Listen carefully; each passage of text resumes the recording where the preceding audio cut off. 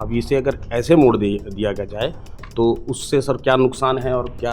तो अगर हम लोग यहाँ पे अगर मार्क किए और अगर ऐसे मोड़े तो उस परिस्थिति में ये वोट रिजेक्ट हो जाएगा। झारखंड में नगर निकाय चुनाव की सरगर्मी तेज है और महज 2 दिनों के बाद यहाँ पर वोटिंग होनी है। 23 फरवरी को नगर निकाय चुनाव को लेकर के वोटिंग होनी है। रांची में भी इसे लेकर के वोटिंग होगी।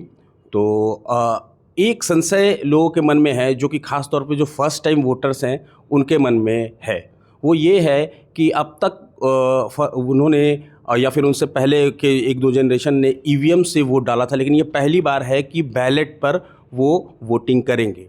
तो उसके कुछ तौर तरीके हैं। हमारे साथ राजेश कुमार साहू जी मौजूद हैं। उनका परिचय लेते हुए जानेंगे कि क्या वो तरीके हैं और किस तरह से वोटिंग की जाएगी बैलेट में। सर, हम लोग मतदान की सारी तैयारियां कर लिए हैं और जैसा आपने पूछा कि कैसे इस बार वोट पड़ेगा बैलेट पे, तो एक इसका सिंपल सा उदाहरण हम आपके साथ बता रहे हैं।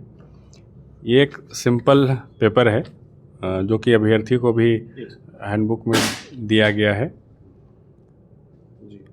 जब अगर कोई कैंडिडेट कम संख्या में रहे, जो कि अगर सिंगल पेपर में ही रहेगा, तो उसमें अगर ये कैंडिडेट है तो उसको जो हम लोग को आयोग से मार्क दिया गया है, तो हम लोग उसके सामने हम लोग मार्क करते हैं।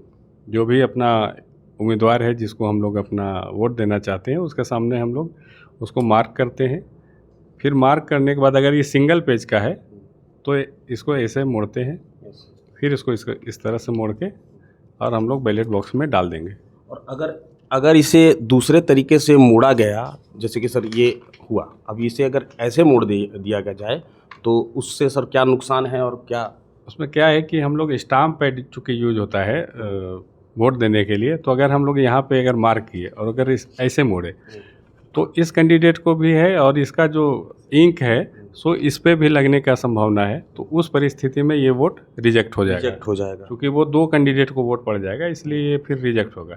इसीलिए इसे है कि ऐसे फोल्ड करना है, फिर इसको ऐसे फोल्ड करना है, तब फिर जाके हम लोग बैलेट बॉक्स में डालते हैं। तो जैसे कि एक बार मैं बताना चाहता हूँ कि आपको इस तरह की बैलेट मिलेगी और उस पर आपको मोहर लगाना है। जैसे कि आप कोई भी छाप है जो आपको पसंद है, आप उसमें मोहर लगाने के बाद आप उसे यूं फोल्ड ना करें, उसे इस तरह लंबे शेप में जो है उस हिसाब से फोल्ड करें, फिर दूसरा एक फोल्ड करें और उसके बाद ये बैलेट बॉक्स में डालें। सर, एक चीज़ और जानना चाहूँगा कि कई ऐसे वार्ड हैं जहाँ पर प्रत्याशियों की संख्या बहुत ज़्यादा है, तो ऐसे में फिर कितने मतपत्र जो हैं वो कितने हो जाएंगे?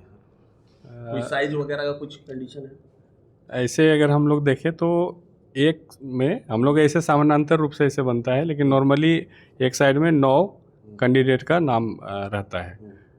तो उसमें जैसे कि हम सिंगल बता रहे थे, अगर ये डबल रहे तो इसमें डबल का प्रक्रिया क्या है कि जिस कैंडिडेट को हमने वोट कास्ट कर लिया, अब उसके बाद इसका मोड़ने का तरीका ये ऐसे है। हाफ ऐसे इस तरह का मोड़ेंगे, हाफ इस तरह से मोड़ेंगे, फिर इसको ऐसे करेंगे जहाँ प्रत्याशियों की संख्या ज़्यादा है, तो ऐसे करके फिर हम लोग बैलेट बॉक्स में फिर से एक बार खोल दें सर।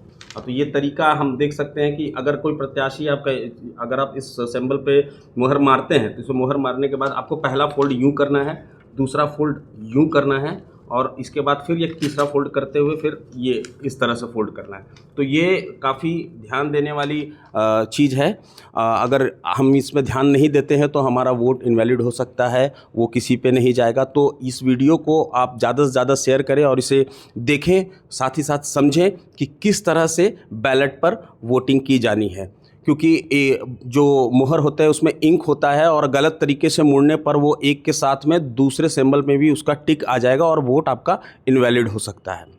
हालांकि ये जो सुविधा जो हम आपको दिखा रहे हैं ये आपको बूथ पर भी मिलेगी, जो वहाँ पदाधिकारी जो बैठे रहेंगे जो भी, तो वो आपको इस तरह से फोल्ड करके ही ये बैलेट देंगे ताकि आपको आसानी हो, आपको उसके इतर इसे फोल्ड नहीं करना है। मैं रांची से अभिषेक आनंद, प्रभात खबर डिजिटल के लिए। प्रभातखबर.com, विश्वास वही, रफ्तार नहीं।